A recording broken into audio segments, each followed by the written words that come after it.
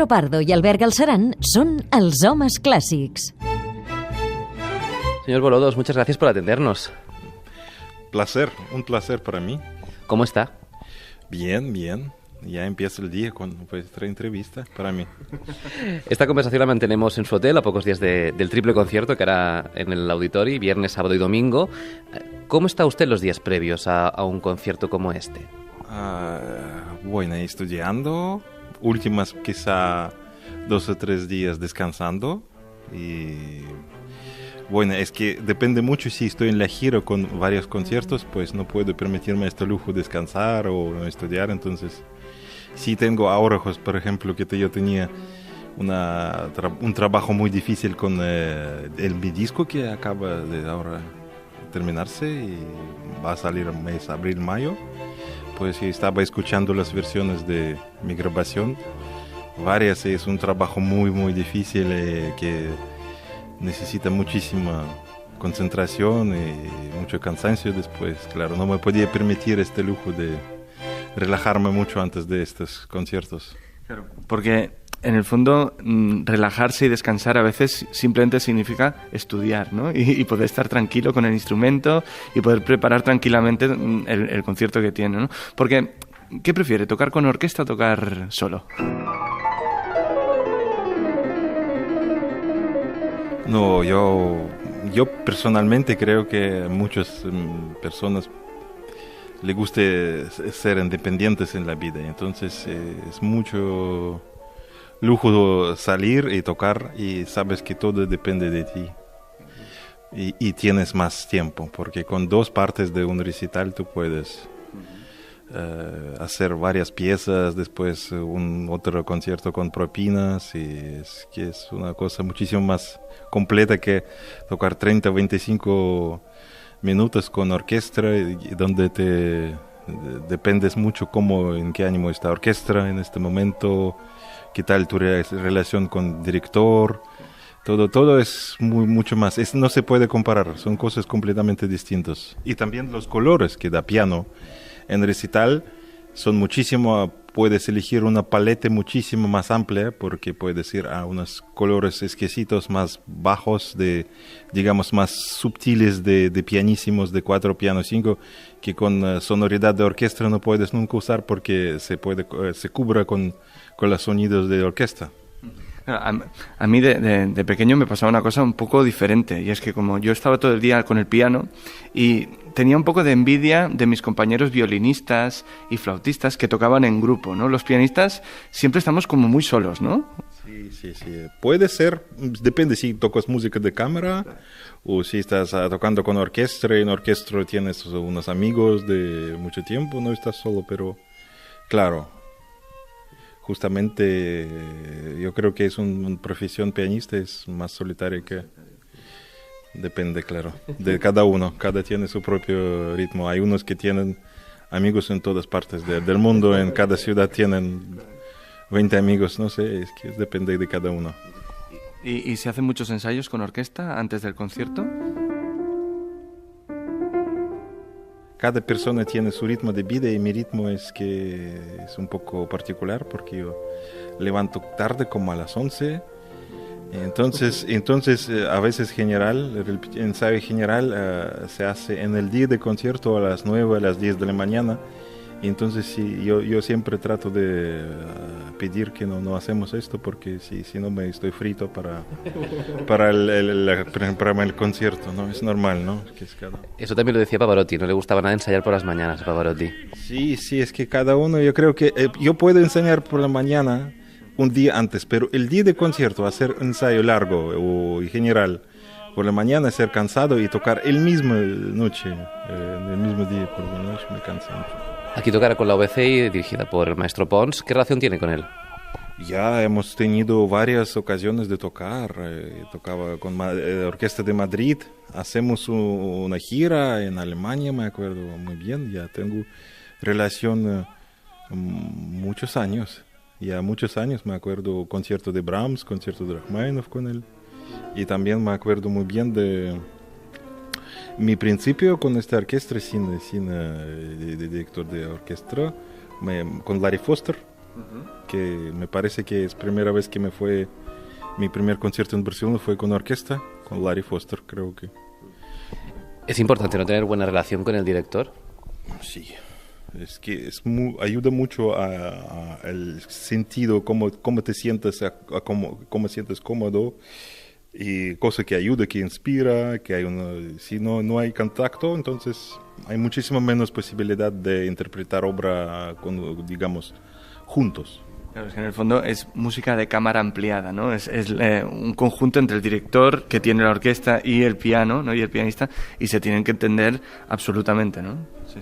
Sí, yo creo que sí.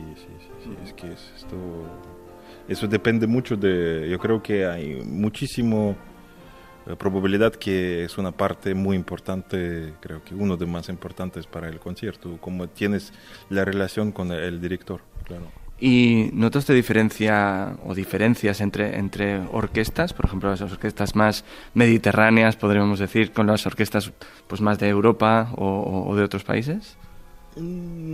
Creo que hay diferencia, pero yo creo que sobre todo yo noto con edad la diferencia. Yo veo cuando hay gente más joven, yo veo muchísimo más entusiasmo. Y cuando hay gente más mayor, tú ves que personas están cansados, tienen sus cosas que hacer, miran reloj, ensayo. Entonces es completamente otra percepción de realidad. Que los jóvenes que yo toqué hace algunos meses, creo que con orquesta jóvenes de Zaragoza, que había solamente jóvenes estudiantes y quizá no había mucha experiencia como las orquestas pero había mucho entusiasmo y gente, yo sentí esta vitalidad, lo que tiene más es vitalidad las orquestas jóvenes. Pues hablemos un poco de la juventud. Usted empezó estudiando canto para seguir con la dirección de orquesta y finalmente descubrir el piano. ¿Cómo recuerda ese momento, ese descubrir este instrumento que le ha acompañado el resto de su vida? Bueno, yo empecé a estudiar, digamos, no canto, pero nunca estudié vocal profesionalmente. Fue una escuela para los niños, que solamente, curiosamente, había solo chicos, que es capella. Entonces es un coral de chicos, capella. Y en general después, lo que salen de esta escuela, que han terminado, van a ser directores o coral o orquesta también. Eso yo tenía que terminar como un director, sí, claro. Entonces, como en la Unión Soviética, en esta época había una educación maravillosa, había muy buenas para los chelistas, violinistas y directores, había un piano complementario que fue de buen nivel, y había profesores que son de bastante buen nivel. Lo que es diferencia que estos instrumentalistas que no son pianistas no podían tocar muchas obras diferentes y difíciles, pero tenían que tocar 3 obras, por ejemplo, por el año, que serían cortitas, pero que se podía. Eso me daba ya una base, digamos. Y también había muy buenos profesores de solfeo, de oído, de muchas cosas, ¿no? Es que desarrollaban muy bien. Es una escuela muy buena de educación. Y la fase de cambio al piano profesional fue un poco difícil porque yo no tenía nivel a 16 años. Claro, porque empezó como piano complementario, ¿eh? O sea, es curioso que el piano complementario, ¿no? Acabe siendo Arkady Volodos, ¿no? Como un pianista, ¿no? Sí. ¿Hay un momento en que usted se da cuenta de que tiene un talento especial con el piano o solo dicen los demás? Hicieron los demás. Yo creo que primero, y yo me acuerdo muy claro un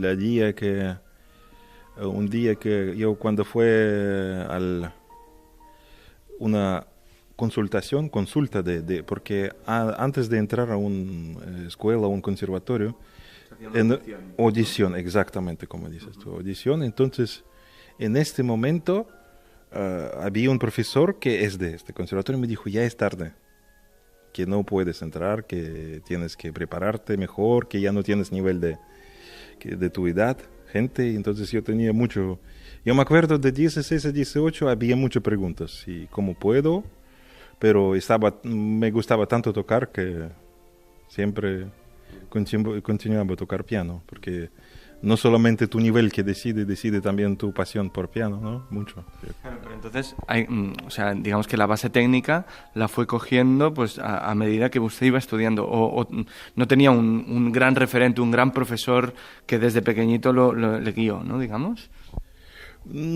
Había un profesor, pero más tarde, a los 18 años, primer profesor, yo me fui de San Petersburgo, de mi ciudad donde he nacido, a Moscú, para buscar otros caminos en la vida, y ahí encontré una profesora que se llama Galina Igiazarova, que fue sí, ella fue mi primera profesora en Moscú, y precisamente yo vino por ella a Madrid más tarde, por eso que fue mi primera profesora, que me dijo que yo puedo ser un pianista de verdad internacional. Pues primera persona que me ayudaba a creer en mí mismo y completamente cambiar mi dirección y hablar conmigo, porque los, digamos, estudios con ella fue no solamente únicamente mover dedos, pero me quería entender la música. Sí, exactamente. Escuchamos mucho con él en su casa música de cámara, sinfonías, me explicaba mucho y formar, digamos, tu gusto musicales es muy importante. Tenemos que decir que es una gran profesora que últimamente se le ha hecho un homenaje, creo, ¿no? A Galina. Ella fue también, curiosamente, en este mismo conservatorio, profesora de gran pianista rumano Radu Lupu. Hace tiempo, pues ella tiene dos muy importantes ideas y creo que tiene un gran don de descubrimiento para ver las perspectivas de los alumnos, creo.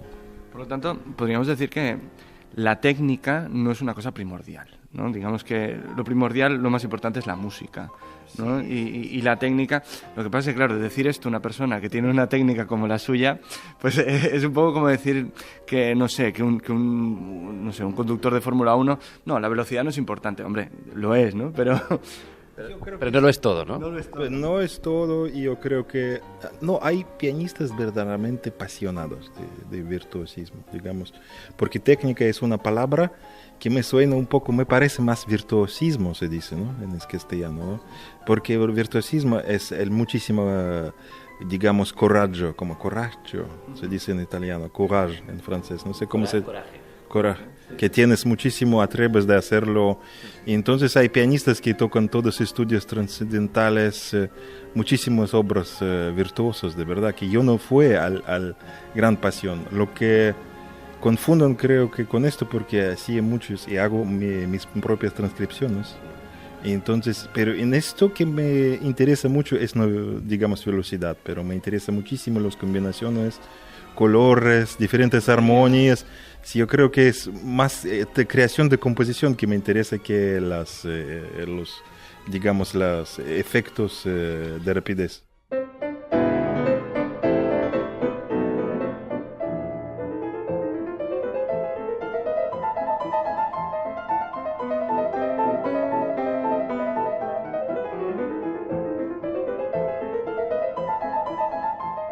No sé si hablar de su versión de la marcha turca de Mozart, que es un tema muy hablado y creo que a usted le interesa poco hablar de este tema. No, eso fue cuando yo tenía 18 años y después yo le tocaba y muchas personas me pidieron.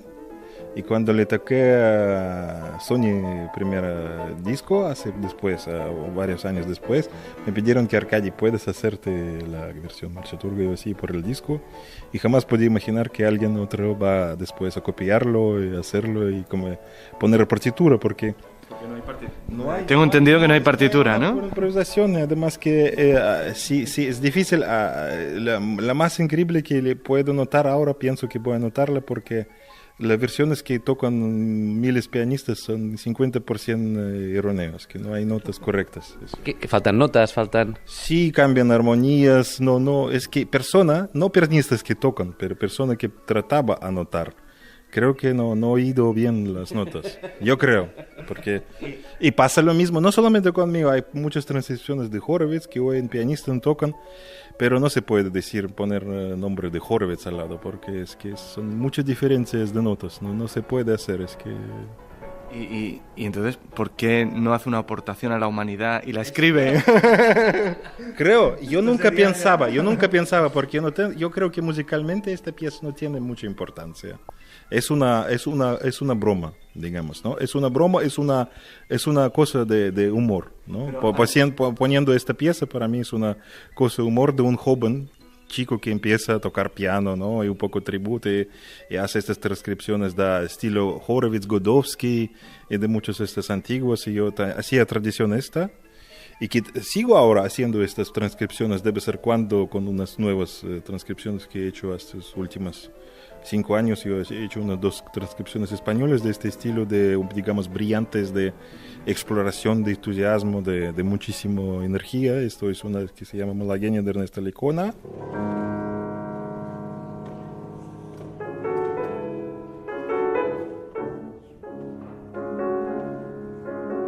Y otro que es Danza Española de Manuel de Falla. Tengo 2 transcripciones también de este estilo, pero con más, yo creo, con menos, digamos que esta música sería muchísimo más compatible con este estilo que música Mozart.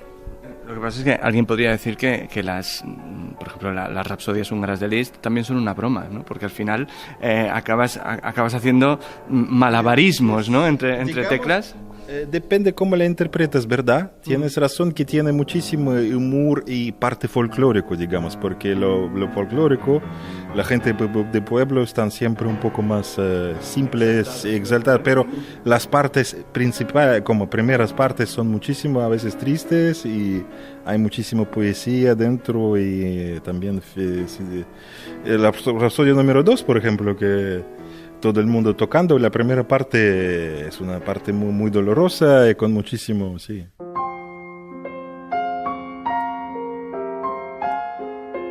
Ya que estamos en este camino, hablemos un poco del repertorio, porque últimamente usted ha estado tocando mucho Montpou, Frédéric Montpou, un compositor de esta ciudad de Barcelona. Sacó un disco usted del año 2013. ¿Cómo descubre a Montpou? Y en general, ¿cómo decide el repertorio que usted va a tocar próximamente? Bueno, eso fue la idea que Montpou yo no he conocido. En Rusia es un compositor que no conocen, por ejemplo. Cuando yo fui en la Unión Soviética, años, digamos, 80 hasta 90 y pico, en estos momentos los estudiantes de música, hay algunos, pero no es conocido como ni Chopin y Rachmaninoff ni estos compositores en Rusia. Ahora quizá más. Y entonces yo descubrí este compositor en casa de mi amigo, aquí en Barcelona, que tengo amigos, y en casa de mi amigo Carlos Juliá. Él me puso el disco y me ha parecido una música muy bonita, que parece mucho a Ravel, un poco de Debussy, de estilo armonía, a veces Scriabin. Y esa fue mi primera experiencia. Yo entonces fui tocando unos paisajes que se llama el ciclo, como lago. Me gustó mucho esta música, pero verdadera experiencia vino más tarde. En algunos años yo después quería ver otras obras y entonces descubrí música callada, que es una cosa completamente aparte de Montpou. No se puede comparar sus obras de edad media a últimas obras de música callada. Música callada es nueva palabra en la música, digamos, pero con fluctuaciones de estado diferentes que otros compositores que acerca, porque lo que hecho Montpou importante es que no encontraba nuevos elementos, siempre usaba, pero encontrado con elementos antiguos nuevo estado de ánimo, completamente más ver zen, budismo y muchísimas cosas, dualidad, separación, sonido con silencio, que sonido y silencio es una cosa completamente unido, no se puede saber dónde se termina el sonido y empieza el silencio, y dónde se termina el silencio y empieza el sonido. Es completamente otra cosa. Entonces es un compositor que tiene parte único también, porque es uno de muy pocos compositores que le interesaba poco ser entendido, escuchado, oído, porque es un compositor que escribía solamente para alguien que quiera acercarse a él. No. Es que hay muchos compositores que son genios, pero se le ve muchísimo, quiere contactar, quiere inspirar a la gente, quiere ayudar a gente también. porque hay mucha música de Tchaikovsky que te puede calmar tu alma, que Tchaikovsky escribió en sus diarios que yo quiero que mi música ayude y protege y a los demás. Y Maupoa fue un caso diferente. Maupoa es como un pequeño río en una montaña muy alta y que tú tienes que hacer un camino de 3 kilómetros cansada para escuchar el sonido maravilloso de este río. Es música Maupoa, sí. Qué metáfora más fantástica acaba de hacer, señor Bolodos, qué fantástico. Me estoy emocionando.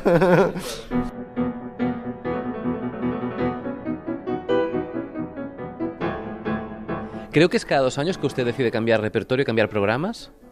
Sí, sí. Yo quería cambiarle cada año, pero después, ahora año y medio, por ejemplo, pero para mí, mi esencial, mi idea y mi interés ahora es no tocar muchas obras que yo puedo tocar para mí en mi casa, pero muchas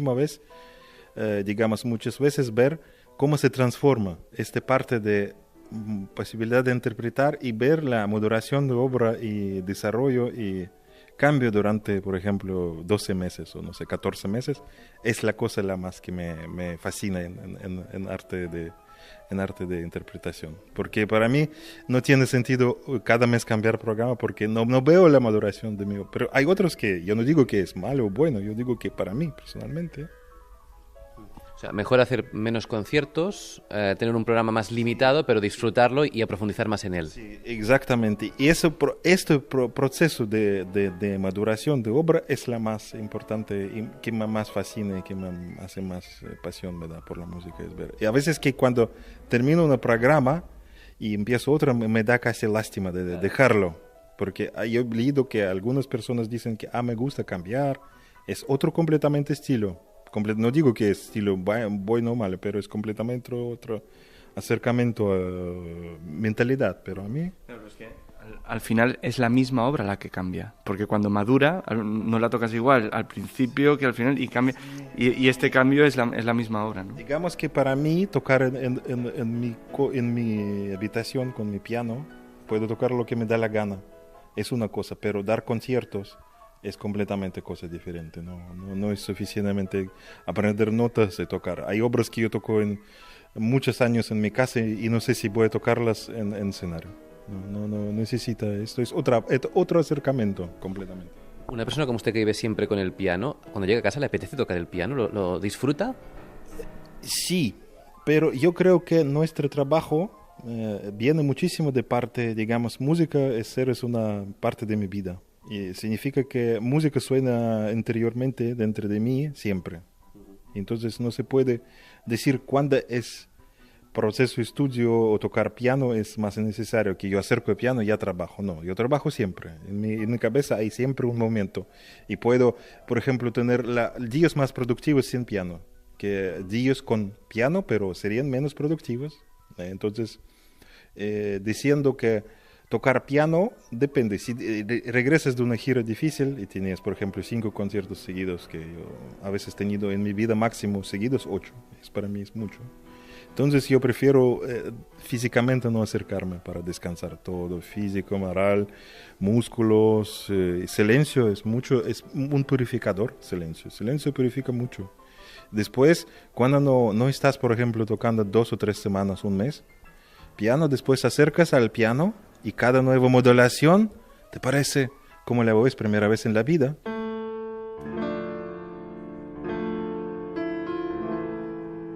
Cuando está pensando también el repertorio para un disco, ¿tiene usted libertad absoluta para elegir? Por ejemplo, ahora tenemos Bolodos Plays Brahms, ¿no?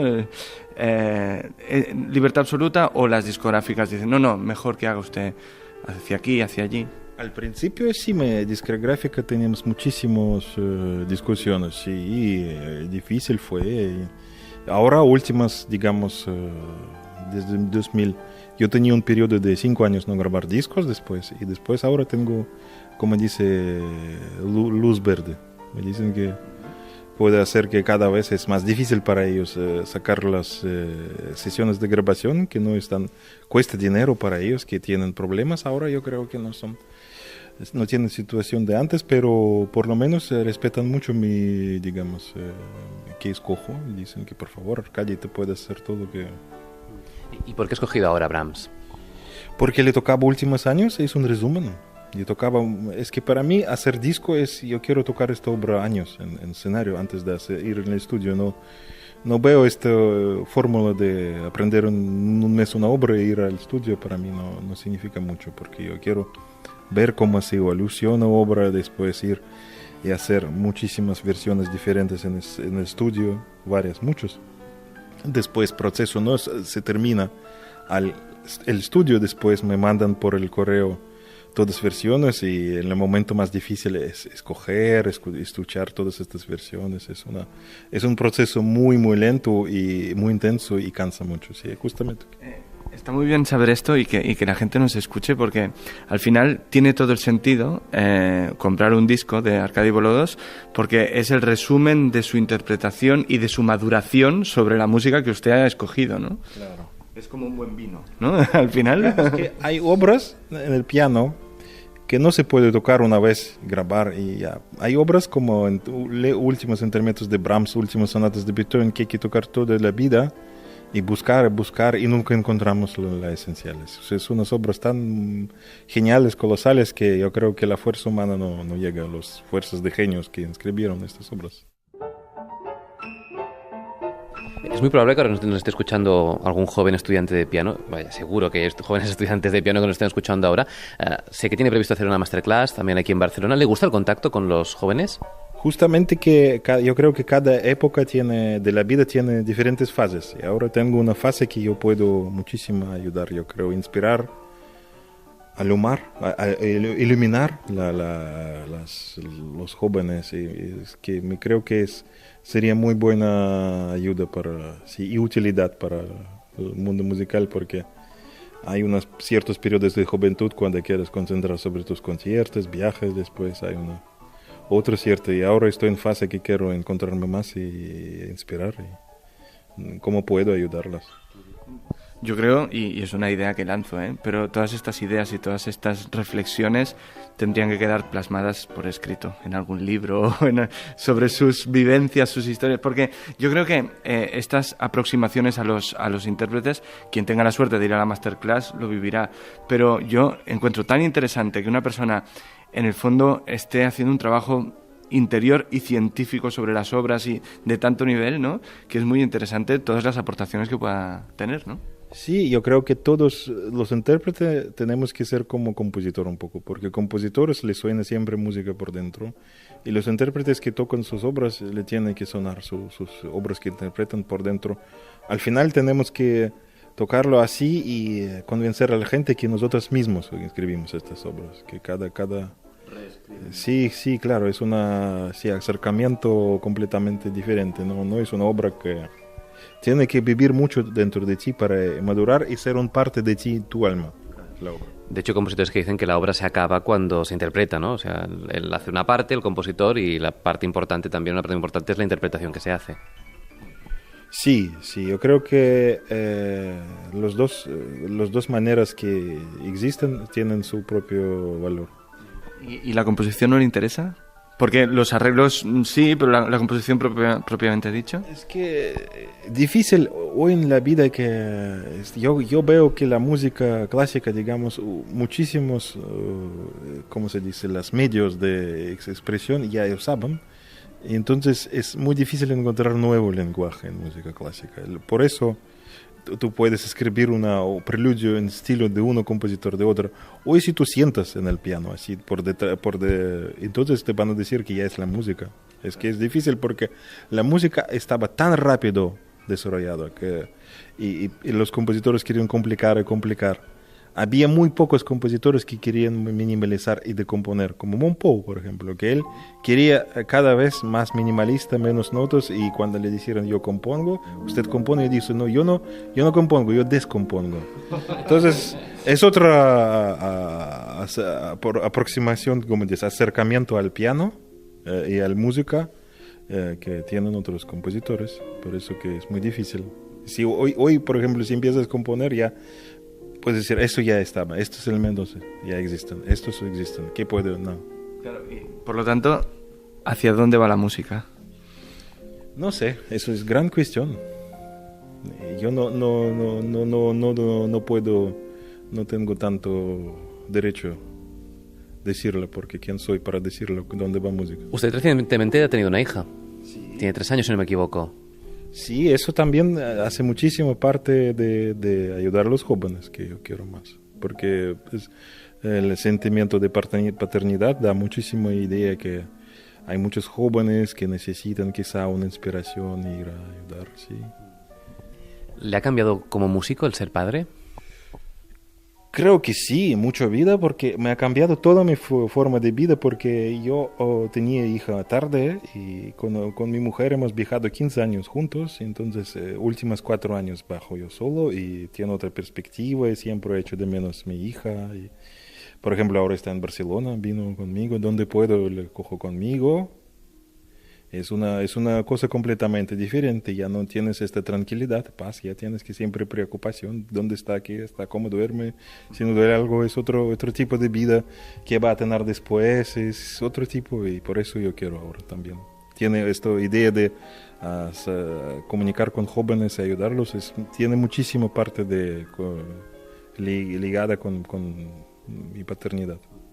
¿Le gustaría que su hija se dedicase a la música? Yo creo que no forzar, porque la peor cosa que yo conozco, yo vi muchas familias, casos que obligaron a hacer niños un instrumento y terminaron odiando la música, los pobres niños. Pero yo creo que la suerte que he tenido yo, que nadie me obligaba así a hacer música, pero pasión vino, curiosamente, porque tenía en esta escuela de capella de principio, tenía otros chicos que son directores de coral, tenían que ser, pero estaban apasionados de piano. Entonces, a tener entorno de personas que tienen pasión por el piano, te puede crecer algo bonito, pero obligación nunca, nunca. La música es para disfrutarla, en definitiva. Y sí, ¿no? Música no se puede generalizar para qué es. Música es algo que yo creo que permite sentir algo en la vida que el ser humano no está permitido sentir. Por eso música no se puede explicarse con palabras. Señor Brodos, ha sido un gran placer al conversar con usted. Le agradecemos muchísimo. Para mí, gracias. Muy agradable. Es todo un aprendizaje, ¿no? O sea, yo creo que es muy interesante y además, bueno, todo un honor. Que por cierto, mes de mayo vuelve, estará en el Palau de la Música, ¿eh? Sí. Me acuerdo, primera recital en Palau hace muchos años. Fue muy emocionante, un público muy cálido y querían muchas propinas, no querían que... ¿Y usted se las dio? Yo doy, sí, porque es que cada público tiene su diferente, digamos, acercamiento. Y hay públicos que le gustan y que quieren escuchar, continuar. Y yo toco. Hay algunos públicos que quieran estar ya como cansados, porque no digo que es público mejor o peor, son diferentes. Y un público que ya después de una sonata de Schubert quiere ir a casa y quedarse con la sonata. Y es verdad, ¿no? Hay unas obras como sonatas Opus 111, última de Beethoven, que hay muchos pianistas de tradición que no dan propina porque, por ejemplo, creen que destruye la atmósfera después que cree, porque la atmósfera, tenemos un parte de concierto, la obra que suena y que pasa después que queda. Eso que queda puede quedarse varios días en las cabezas, en almas de personas que están en la sala. Yo tengo que decir que yo estaba en ese concierto y fui uno de los que aplaudí todos los bises y me hubiera quedado más todavía. Que fueron como 14 bises, una cosa así. No me acuerdo cuántos son, eso es verdad, pero me acuerdo que me sorprendió que el público no quería que paro, que continúe. Es un gran experiencia, porque hay varias ciudades que no son, pero otras sí. Pues señor Brodos, nos volveremos a ver el mes de mayo, si quiere, en el Prado de la Música. Con placer, sí. Hasta la próxima. Hasta la próxima.